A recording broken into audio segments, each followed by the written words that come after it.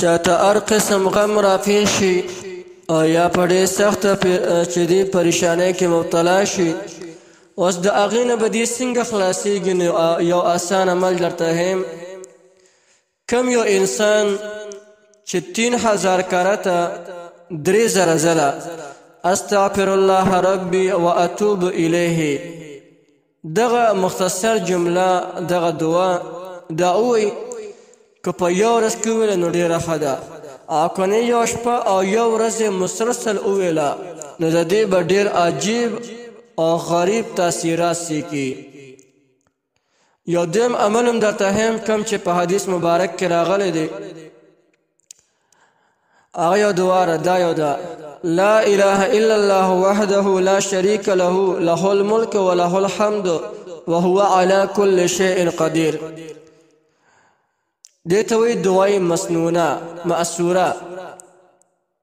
هغه دعا چې په حدیث کې رانقل شوي، حدیث مبارک کې د دې ډېر زیات فضایل راغلي دي، لیکن یو دا هم ده چې د غم او د پریشانۍ په وخت کې که دا دعا په توجه سره ولوستل شي نو ډېر عجیبه غوندې تاثیرات به وویني او د انسان په زړه باندې چې څومره بوج وي الله جل شانه به تمام بوج ختم کړي.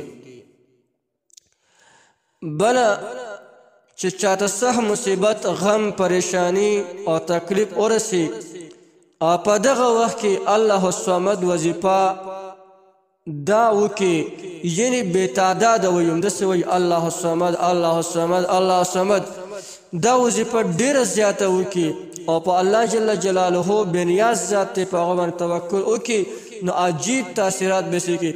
یعنی څومره سخت مصیبت ته ولې نه الله به د هغه سختو نه سخت مصیباتو نه چې کوم دی الله جل شانه وساتي. او بل عمل هم درته یم که دغه چاته ګرانې دا بل عمل دوکي. کم یو انسان چې په غم کې مبتلا شي نو هغه د 1000 کرته الباقي ذکر کوي. الباقي دا د الله جل جلاله نوم دی، نو ان شاء الله تمام غمونه به ختم شي. او که چېرته یو کس په سخت مصیبت کې مبتلا شو او هغه بیا په دغه سخت وخت کې د سورة النوح تلاوت وکړي، الله تعالی به مصیبت او غم ختم کړي.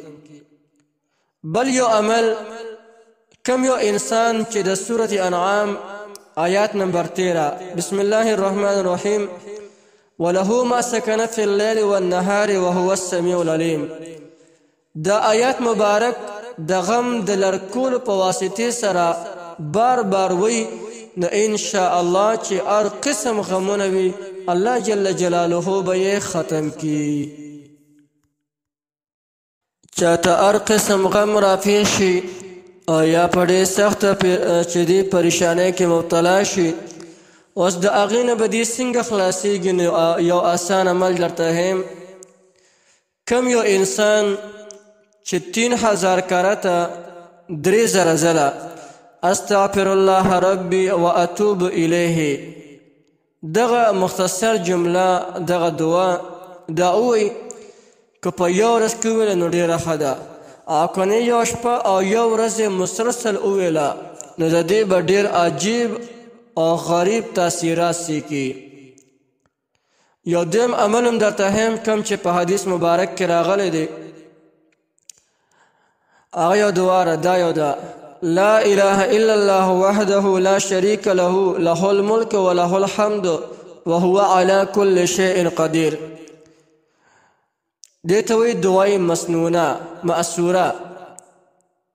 هغه دعا چې په حدیث کې رانقل شوي، حدیث مبارک کې د دې ډېر زیات فضایل راغلي دي، لیکن یو دا هم ده چې د غم او د پریشانۍ په وخت کې که دا دعا په توجه سره ولوستل شي نو ډېر عجیبه غوندې تاثیرات به وویني او د انسان په زړه باندې چې څومره بوج وي الله جل شانه به تمام بوج ختم کړي. بله چې چاته صح مصیبت، غم، پریشانی او تکلیف ورسي او په دغه وخت کې الله الصمد وظیفه دا وکي، یعنی بې تعداده ویم داسې وایي الله الصمد الله الصمد الله الصمد، دا وظیفه ډیره زیاته وکړي او په الله جل جلاله بېنیاز ذات دی په هغه باندې توکل وکړي نو عجیب تاثیرات به یې کړي. یعنې څومره سخت مصیبت دی ولې نه الله به د هغه سختو نه سخت مصیباتو نه چې کوم دی الله جل شانه وساتي. او بل عمل هم درته ښیم که دغه چاته ګران دا بل عمل دو کې کم یو انسان چې په څه غم کې مبتلا شي نو هغه د 1000 کرته الباقي ذکر کوي. الباقي دا د الله جل جلاله نوم دی. نو انشاء الله تمام غمونه به ختم شي. او که چېرته یو کس په سخت مصیبت کې مبتلا شو او هغه بیا په دغه سخت وخت کې د سورة نوح تلاوت وکړي الله تعالی به مصیبت او غم ختم کړي.